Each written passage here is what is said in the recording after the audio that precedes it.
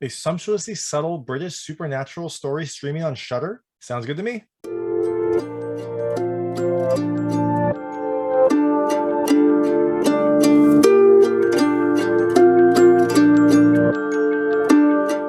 Hey everyone, this is David Stark from Watcher Pass, and today I'm going to talk to you about Martyrs Lane, which is coming to Shudder on September 9th, 2021. It's a British ghost story that deals with this family and a very subtle haunting. It's a lot more reserved than I think a lot of horror that you would come to expect, but that lets you kind of live in this atmosphere, and it's a very wonderfully paced, rich film. It's not going to be for everyone, but I think, I really enjoyed it. It's the kind of film I really love, and I'm going to tell you a little bit more about the film. I'm going to go into three things I liked, three things I didn't love, and then talk about the ending. So as you can imagine, there will be spoilers. If you don't want to know about the film, if you want to see it first and then come back, go check it out on Shudder. It's streaming September 9th. Or you can check out the written review on watcherpass.com, which is much more subtle. It doesn't have spoilers. It kind of is much more vague. But if you want to know more about the film, you want to discuss the ending, because it does kind of leave it a little bit open. Then let's get going. So Martyrs Lane deals with this family, and it's a parish family. So the father is a pastor. The mother seems to kind of help run the house and also help her husband with church matters and things like that. And they have two kids, Leah and Bex. Bex is older; she's about to go to college, and Leah is kind of a younger kid. She's still, has childhood wonder. She likes exploring, but her relationship with her mother is very distant. And it's nothing overt, but it's very kind of subtle how her and her mother have this fairly distant relationship. And don't know why until later. And they live in this kind of large house that's provided by the church. So it's their house, but they have visitors. The people can come and stay with them. There's not a lot, but there are a few that come here and there. And so essentially they have this large house to themselves, which then in any good horror movie leads to subtle effects, creaks, windows opening, blinds, curtains billowing.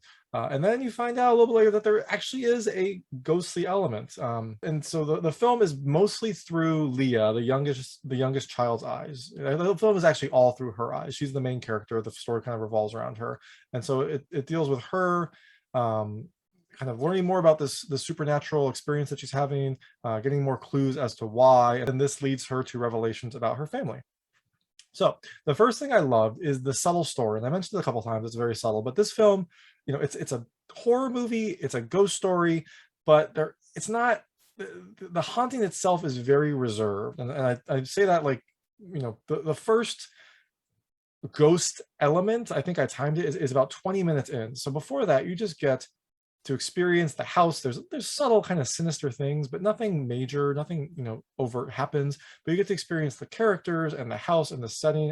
It's a very beautiful film and a good set of characters. I mean, there's clearly something going on in this family, but you get to spend a lot of time with them and kind of learn more about the past in this family and what might have happened to cause Leah and her mother to be a little bit distant. And also, she's a little distant from the rest of her family too. She's close to her father, but her father's out a lot with church duties, and her and her sister have kind of a love-hate relationship. I mean, her sister's older, she's a lot younger, so you get kind of a little bit of a push and pull there. So Leah is fairly isolated in this setting, and so you get to learn more about her and things that she likes, and also her relationship with the various characters. And the film just takes its time. And so eventually you do get some supernatural aspects, but they're very subtle. I mean, there is a ghost that appears, but you don't know at the start. I mean, you kind of know that she's probably a ghost, but you don't know that for certain, and you don't know much about her. And so the film is all about kind of building that up and having Leah learn more about this strange visitor that comes to her window occasionally. And then even then, like that is the most kind of supernatural part of it. There are some dreams that Leah has that kind of have some weird aspects, but overall, the ghost appearing obviously is a big supernatural element. But other than that, you get kind of like whispered voices, or you get like sounds or winds rushing through the house. You don't get much in overt kind of ghostly imagery, which is nice. It makes it so that you're kind of on edge because you expect something to happen, but you also get to kind of experience the house and the world through Leah's eyes. The second thing I love is the cast. The cast is very good. There are a lot of the main cast is the family. So there's the mother, who's played by Denise Gough. There's the father, played by Cree. There's Leah, played by Kiera Thompson. There's the mysterious visitor, played by Sienna. And then there's the older sister, Bex, played by Hannah Ray. And they're all very, very well cast. They kind of each bring something subtly to the story. So the mother is very good at kind of being reserved, and she, she never snaps at Leah, but you can tell that there's some distance there, which is tough to do, I think, especially when you don't have any sort of overt reason for it. The father is very caring, and he kind of has a natural charisma, as you would expect from a pastor who's interacting with kind of his parish. Bex is kind of the more complicated, because I think she, has a little bit of anger towards Leah, and you can't tell at first if that's something, just an age difference or something else. She also is caring and does give her some good advice. And Leah is fantastic. She has this childlike wonder that clearly shines through. And her ghostly visitor, Sienna Sayer, is also great. And the two of them together are a lot of fun to see. I mean, even though it's a ghost story, it is a ghost story through children's eyes. So, when they see each other, they kind of play games, they kind of feel each other out. They, ask questions and goof around a little bit. And so, you get this mostly family story in this supernatural kind of setting. And so that's all brought to life by the cast, and who are all very well done. And the last thing I love is the atmosphere and the buildup. And I've said this a couple times, but the atmosphere is great. You have this large, old style English house that is a perfect setting for a haunting movie. I think pretty much all ghost stories are set in old English manners. But then you also have this really slow buildup. So you don't, like I said, the first supernatural aspect happens about 20 minutes in. And even when it starts to kind of build more, you don't get like poltergeist type things, or you don't get like doors slamming or people getting moved. Like everything is very subtle. There's like whispers that they hear, or Leah will get like a premonition, or the ghost will appear, and maybe she looks a little bit more disheveled as the story builds up. But you don't get it is a very slow, subtle type of building, and until the very end, which I will go into in the ending. But for the most part, the film is a nice, slow burning story that just really lets you kind of experience this world through Leah's eyes. So things I didn't love, I'll get into it, at the end, but I didn't love the ending sequence, and that's mostly because essentially the subtle haunting aspects of the film kind of went out the door for this last climactic scene. So I'm gonna get into that, but just it felt like a different tone to the film than what I kind of come to expect. The second thing I didn't love, and these are all minor. The film is very good. You should go check it out. It's on Shudder, so you can stream it, whenever you want, and it's a great kind of different type of horror film.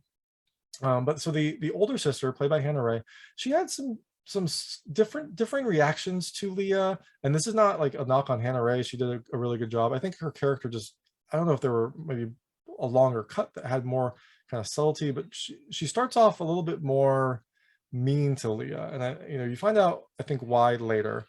But then there's some scenes where she is very kind of uncaring to her, which kind of cuts against this like later scene where she is very motherly to Leah when something goes wrong, and she gives her advice. So I felt like there was kind of two sides to her, and there wasn't any real reason for this shift.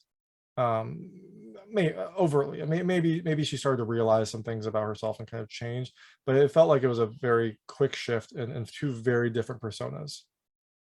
And the last thing I didn't love is, and this is again minor, there was a rabbit scene where you find like I think Leah at first, and then the mother Sarah later finds these like dead baby rabbits, and I guess maybe it was trying to foreshadow some things in the film, but it didn't really come together. And Leah finds one, and she's a little bit shocked, and I'm not sure if like the baby died at birth or if the rabbit killed her, because the rabbit had like blood on its mouth. I know sometimes rabbits do dumb things.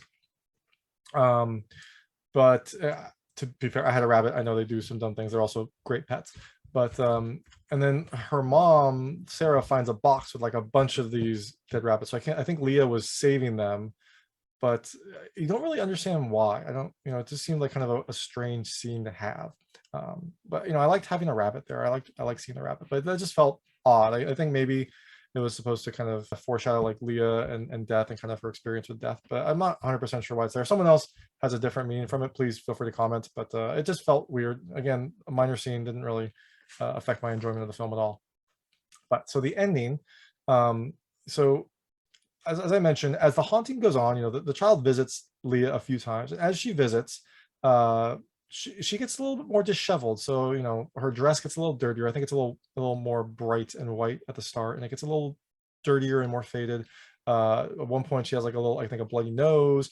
At one point, you know, one of her teeth falls out. So she gets a little bit, and she has these angel wings that she's wearing. She's wearing like an angel costume, and they get also more kind of tattered and dirty each time she comes to visit. But so eventually, the child, you know, this ghostly child tells Leah that you know, there's someone out there that your mother hates more than your father or you, someone that she can never forgive. And then she says, your mother wished that you had died instead, because there's this kind of buildup that maybe someone in the family had died earlier. And so Leah gets angry and pushes the ghost out the window, and the ghost kind of falls. Which again, it was a kind of an impactful scene, but it felt very different from Leah's character. And also, falling out a window wasn't what happened to this ghostly child. So it felt strange to have that be such a vibrant imagery in this film. But you know, it did make for an exciting scene. So Sarah, the mother and Leah then also have to help her father out. He has to drop off some receipts for church expenses or something like that. And so they go to this house to drop off the receipts. And while they're there, the mother sees this man, and she has a visible reaction. She's not like hostile to him, but clearly like she's shaken by seeing him. I don't really know why. They leave, and then later in the movie, you hear the mother and the father arguing, and she's trying to get information out of the father, and the father's basically, I think she's trying to get information for like what this person confessed, and her father's like, you know, that's between him and God, and I'm not going to say, because he's a pastor, he's, you know, he's fulfilling his role, he's honoring his oaths, but so you get a little sense that that person did something to clearly affect Sarah. So throughout the story, Leah keeps finding little pieces of like a friendship bracelet with a name, like with letters. And so she finds them in different places around the house. And so the letters that she finds towards the end, she has an L, an E, an A, an H, and a C. So she's also been finding little trinkets that call to her for some reason. She found a feather, she found the tooth, she found a couple other things as well. She's been keeping them in a box. So she shows all this to Bex, her older sister. And Beck says basically, you know, I'm leaving for uni tomorrow. Bury this and don't think about it again. You know, this needs to stay buried. She doesn't tell Leah why, but she says to bury the box and all the trinkets. So when Beth leaves for college, Leah goes up to her room and kind of has an intuition. She has intuitions a few times. That's where she finds these little objects. And so she has this like subtle intuition, and she opens Bex's drawer. And in that, there's a friendship bracelet that has, you know, Bex's name, BEX. And then there's also a friendship bracelet that's broken that has an R on it. You know, so it's the same type as Bex's bracelet. You think they would probably be around the same, you know, they would have been made at the same time at this, because they're the same color and the same type of letters. And so now we have an L, an E, an A, an H, a C, and an R. So later, Leah rearranges these letters to spell out Rachel. And so we get the first hint of who this ghostly visitor is, and she calls out the name Rachel. After this, her mom comes up and, you know, essentially, Leah had earlier taken this little lock of hair that her mom kept in a locket. And she'd lost it when she was worried she was going to be discovered. So her mom comes up, and Leah admits that she took it, but says, you know, Beck said it's better to leave these things, you know, to leave those things out of the house, but I think it's better to let them in. And she opens the window, and the lock of hair flies, you know, floats in from the window. And then you get this very telling statement by Leah where she said, in the Bible, Jacob loved Rachel, not Leah. So you kind of get the sense that she knows that her mom had some other child, you know, some other love, and is not able to love Leah. So then her mom tells her a story. She tells her the story of kind of what happened. They weren't expecting to have another baby, but then they found out they were pregnant, and that baby was Leah. And then she says that something terrible happened. It was a beautiful day, and it happened so fast, like a chalk snap. So you don't really understand exactly what happened, but you know that something terrible happened. So she said, and then my contractions started. I had this little thing covered in blood, and I was trying to understand how everything shifted so quickly. It's like she had gone to a mirror, to a world where she was gone, and now you were here.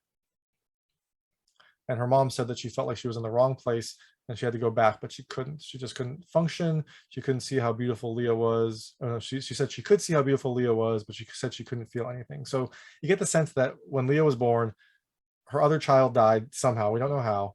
And that kind of traumatized her and kind of affected her relationship with Leah. And that's why she's been so distant. You start to hear Leah starts to hear some ghostly voices, and she tells her mom, like, she wants you to say it, please say it. And her mom finally says Rachel. And then she hugs Leah, and they, apologize. She apologizes to Leah and says she's sorry. And then they go to sleep. So we see them both in bed, the mother and Leah, and the camera pans to the mother, and she's wide awake. She kind of gets up and goes to her dresser and pulls down this picture that has a picture of a very pregnant Sarah with two girls. We assume one is Bex and the other is probably Rachel. So she kind of looks at this, puts it back, and then Leah wakes up and sees her mom walking down the hall. Leah follows her mother to Leah's room, and there the window's open and Rachel's ghost is there at the windowsill. And Rachel's trying to get the mother to come with her. She says she's cold and I needed you. And then Leah gets kind of in an argument with Rachel and says, no, you can't have her. And so this is where the film gets a little more supernatural. And this is where I thought kind of maybe it was a little bit much, given how subtle it was. I don't know exactly how I would have changed it, but I felt like maybe it could have been a little bit more of a subtle situation. Because what happens then is Rachel starts kind of using telekinesis, supernatural powers to throw things at Leah, like in anger. And so there's like a book, and then there's something else small, and then there's a large kind of statue that flies at Leah, and her mom, covers her up, and the statue hits her in the head. And then you are taken to this like kind of idyllic, dreamlike vision. You get like a sweet montage of Sarah and Rachel, the dead daughter, and you then find out what happens. You see them happy, you see them loving. It's very bright and sunny, but then you also see Rachel riding her bike down a street that we found out earlier is called Martyrs Lane, and you also see a person driving a car and he looks distracted and happy, and they don't show it, but Rachel gets hit by the car. And then we get back into the room, the room where there's Sarah, Leah, and the ghost Rachel. And Sarah stands up, picks up Rachel, kind of like holds her close, sits on the windowsill, and then falls back. Leah then wakes up alone, and she looks in the mirror, and you see her mother come and like stroke her hair, but you don't see her mother's full body. You just kind of see like the mirror is kind of just shows her kind of like midsection. So you see her kind of walk over, you see her hand stroke her hair, and then walk away. And then the film cuts a little bit later, and you see outside the window of Leah's room, you see a moving truck packing up things.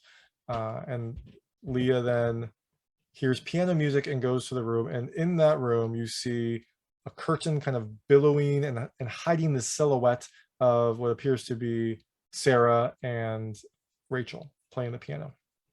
And then it's over. And so I think, my understanding of this is that either Sarah was killed when the statue hit her in the head.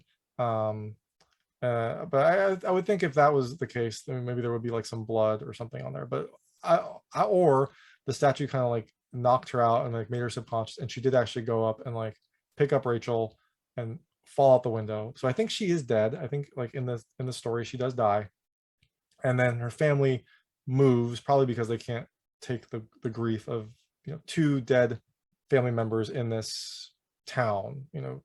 Rachel had died a lot earlier. I think they talked about moving before, but Sarah didn't want to. She wanted to stay close to this area. But now that she'd also died, it feels like the family probably packed up and moved somewhere else to kind of start over. I guess the other implication could be that they just moved anyway. They moved for other reasons. Maybe Sarah had finally found closure, and so they decided that they could move, and she was just kind of having one last instance with her dead daughter. I think it's the former. I guess it could be the latter if you wanted a more happy ending, but I think it's the former. I think the mother died, and now it is just the father, Bex, and Leah. But that's Martyrs Lane. It's a very different horror film. I loved it. I thought it was a very subtle and a very enjoyable experience. But let me know what you think. Let me know if you have other thoughts on the ending, things that I missed, clues that were out throughout there. There's a lot of subtle clues, so I probably missed. I know I missed some. So let me know what you think. And as always, thank you so much for watching. If you like this review, please like and subscribe to this channel. It helps me out a lot and make sure all my new content goes straight to you. Thank you.